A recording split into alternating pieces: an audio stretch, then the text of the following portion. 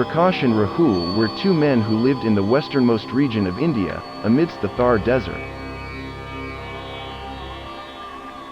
As avid explorers, they decided to venture out with their new camera to document the desolate desert landscapes a few kilometers from the Pakistan border.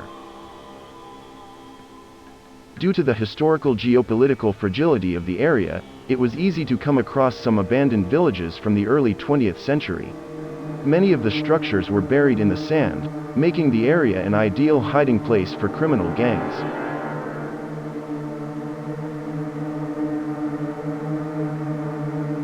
Despite this obvious danger, Prakash and Rahul ventured into one of these buildings, particularly one that seemed to extend like an underground vault.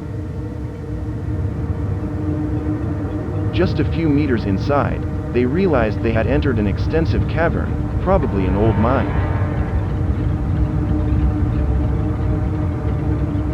They even found a few machines devoured by the passage of time and a couple of scorpions.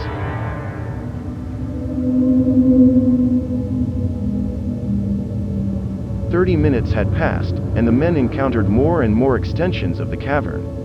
At times, the excavated areas were extremely narrow and irregular.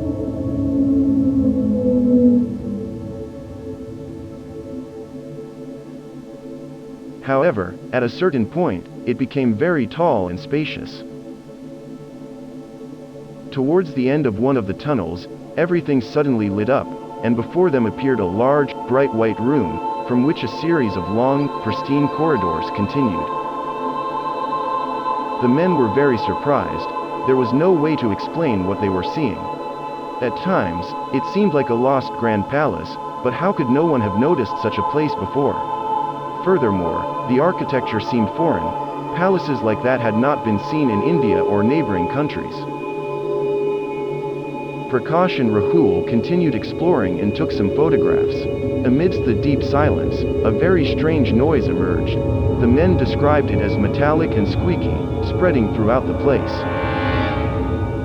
It seemed to come from above, but sometimes they felt it beneath their feet.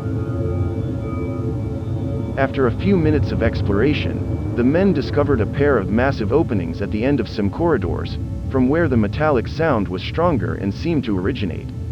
Those tunnels seemed to extend infinitely into the darkness. Venturing further into that place seemed definitely riskier than what they were already doing.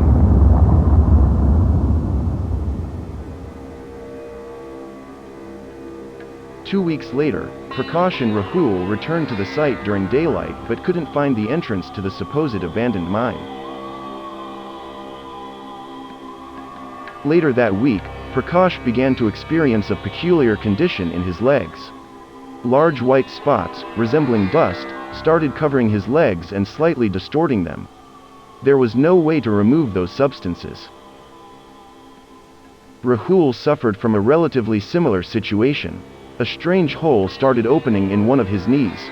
Strangely, it didn't cause him any pain, and it didn't get infected either.